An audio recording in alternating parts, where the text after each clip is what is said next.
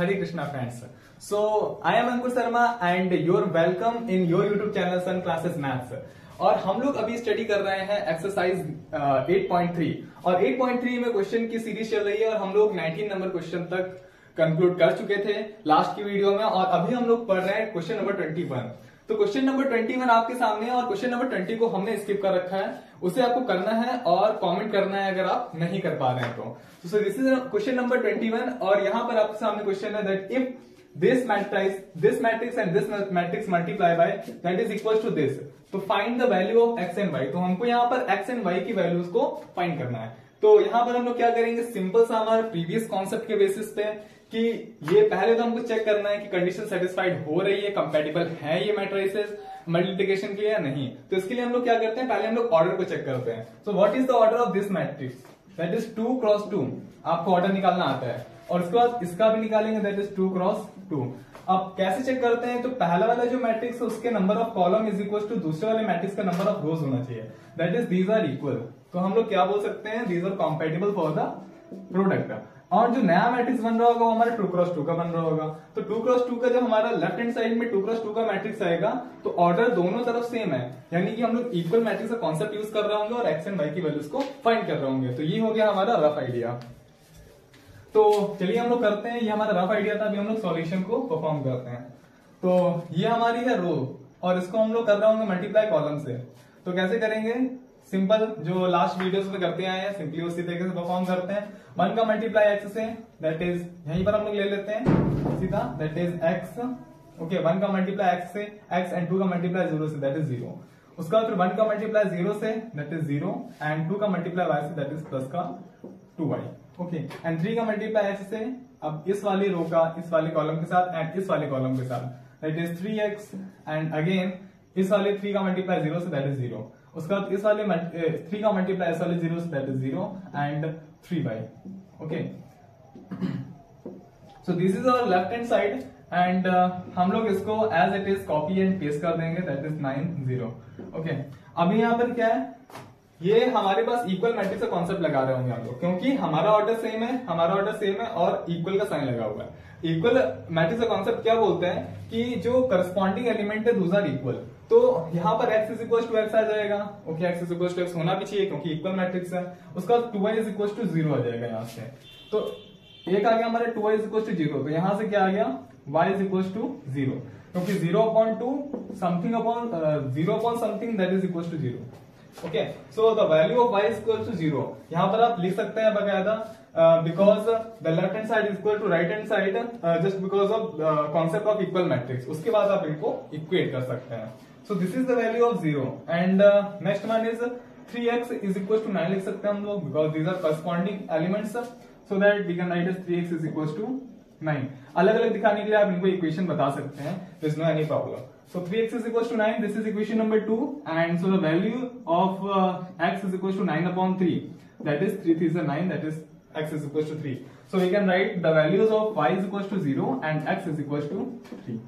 So this is your answer. So this is our question number 22, and we are seeing that this is the left hand side and this is right hand side. तो right hand side में हमें क्या दिख रहा है कि हमारे पास एक मैट्रिक्स है which is ABCD and another one is 1 0 0 1. तो हम आपको ये बता चुके हैं कि इसे हम लोग आइडेंटिटी मैट्रिक्स ऑफ ऑर्डर 2 भी बोलते हैं या फिर इसे हम लोग यूनिट मैट्रिक्स भी बोलते हैं।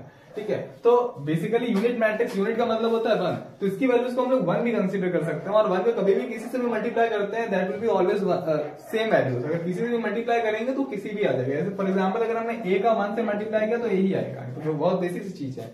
तो इसको हम लोग 1 की तरह कंसीडर करके इक्वल मैट्रिक्स का कॉन्सेप्ट लगा के डायरेक्टली भी निकाल सकते हैं या फिर हम लोग मल्टीप्लिकेशन मेथड भी लगा सकते हैं।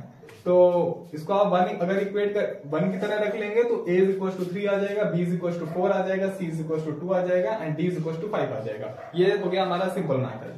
अब अनदर वन जो कि आपको एग्जाम में करना है तो वो कैसे करते हैं, चलिए देखते हैं। तो यहाँ पर पहले हम लोग लेफ्ट हैंड साइड को एज इट इज यहाँ पर हम लोग कॉपी पेस्ट कर लेंगे, it is something like this and यहाँ पर हम लोग वही मल्टीप्लिकेशन मेथड लगाएंगे। These matrices are compatible for the multiplication because the order of these matrices same, so that we can say these are compatible for the product. So अभी हम लोग क्या करेंगे, ये हमारी रो है और यहाँ पर हम लोग कॉलम से इसका मल्टीप्लाई करेंगे, that is a into 1, that is a only, okay, and b into 0, that is 0, okay. Similarly इस वाली रो का इस वाले कॉलम के साथ में भी करेंगे तो a into 0 that will be 0 and plus this will be b, so b only, okay.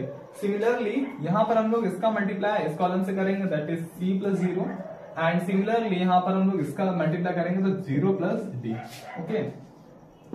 तो वही बात जो मैं बोल रहा था आपसे, किसको अगर आप 1 भी कंसीडर कर लेंगे तो भी सेम आने वाला है और ऐसे भी सेम आने वाला है। सो यहां पर क्या आ जाएगा 3, 4, 2 एंड 5, और इसका मल्टीप्लाई करने के बाद हमारे पास आया a b c and d, यानी कि ये हमारे पास अब जा चुका है। तो क्योंकि ये हमारे इक्वल मैट्रिक्स है, क्योंकि ऑर्डर सेम है और क्योंकि बीच में इक्वल का साइन लगा हुआ है, तो ये असाइन कर रहा है कि दोनों ही इक्वल मैट्रिक्स है। तो यहाँ पर हम लोग करस्पॉन्डिंग जो एलिमेंट है उनको इक्वेट कर सकते हैं। So that we can write as the value of a is equal to 3, value of b is equal to 4, c is equal to 2 and d is equal to 5।